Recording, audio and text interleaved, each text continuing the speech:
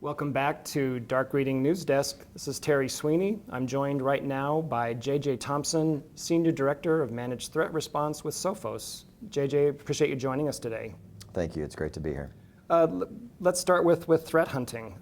Sophos just issued research demonstrating how attacker behaviors are changing. Big surprise, right? But what actually are you seeing amongst the research that you generated? Right. So attacker behaviors are going to constantly evolve. We all have understood that at this point. It's no longer the drive-by smash and grab method.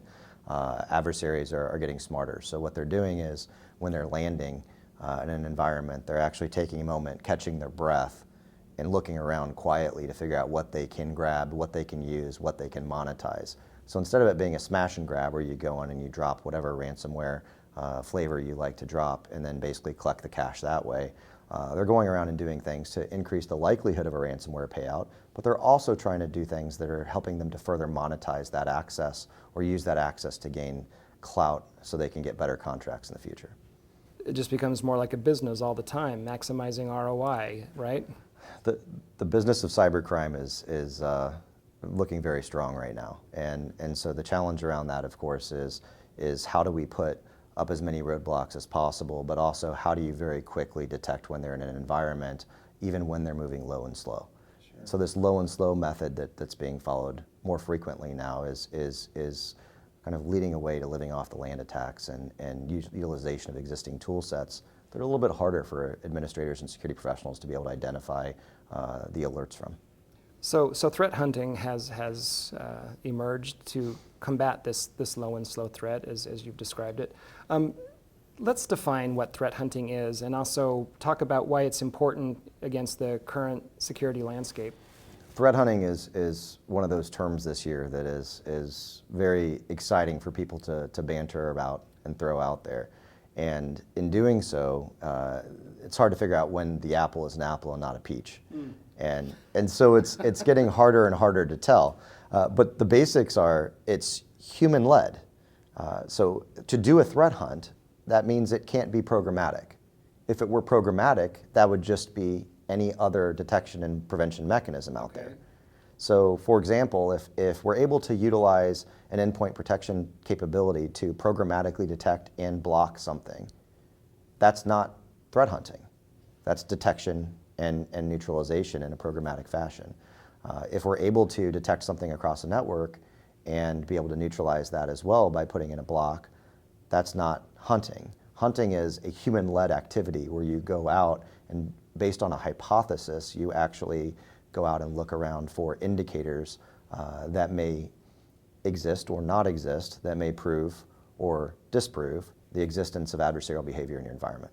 It also has a flavor of proactiveness, and I guess by the nature of hunting, like you look where you wouldn't normally expect to find something. Like you're not going to look on all of your web servers, for example, like that, as you said, that task has already been well handled. Right. So the by nature threat hunting is coming up with a hypothesis, thinking about if you were an adversary or based on your prior experience and knowledge, identifying where you would look to find evidence that supports your thesis, and then being in a position where you can then look to the left and to the right to identify adjacent or causal events or elements that then help you prove or disprove your thesis.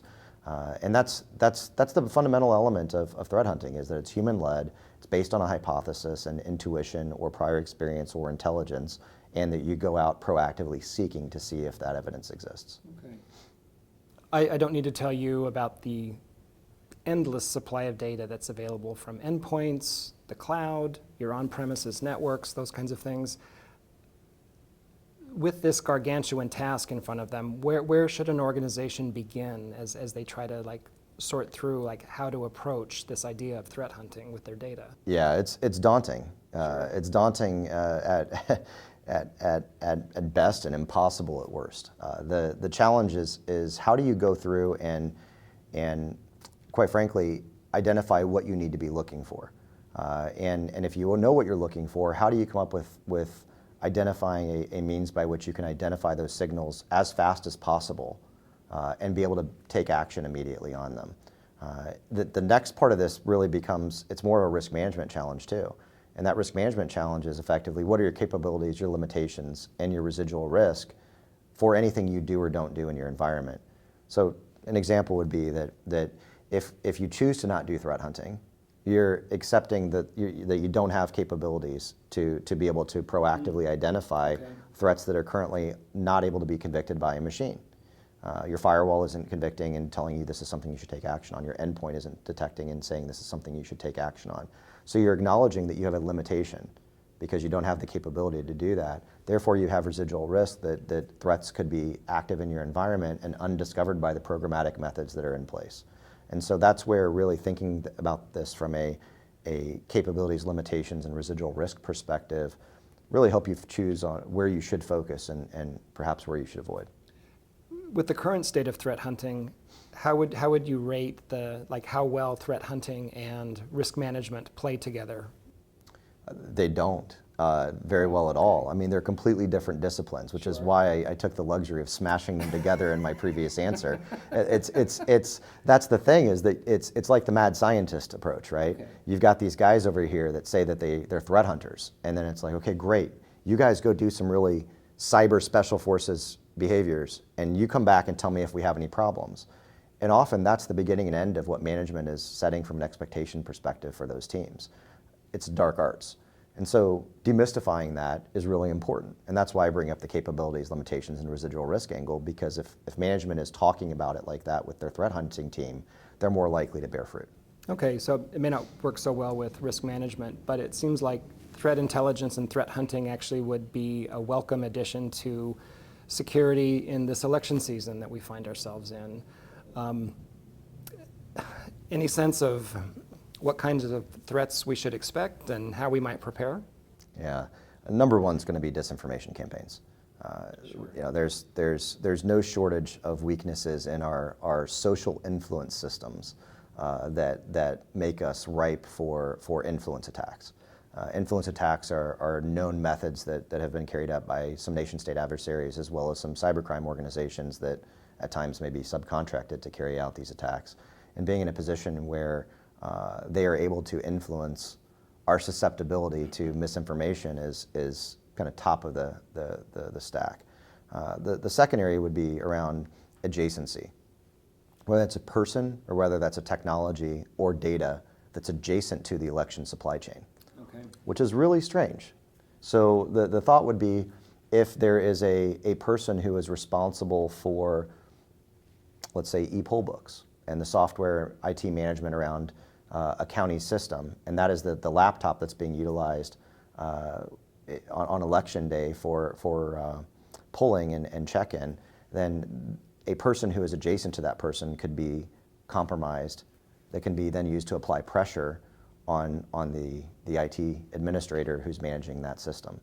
So when we think about influence, it's not always just direct access and compromise of an asset. It may be direct access, adjacent access to a person, compromising that person to get them to carry out that attack.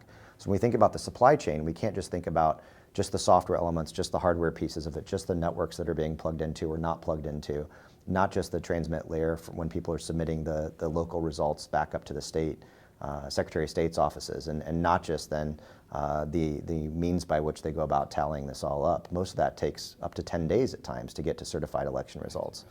The supply chain attack can be adjacent through people and through or technology. So managed detection and response is often described as a fusion of people, processes, and technology. How do you see some of these emerging technologies, like, of course, artificial intelligence, machine learning, and other automation, like changing the dynamics of again, the people, processes, and technology? Yeah.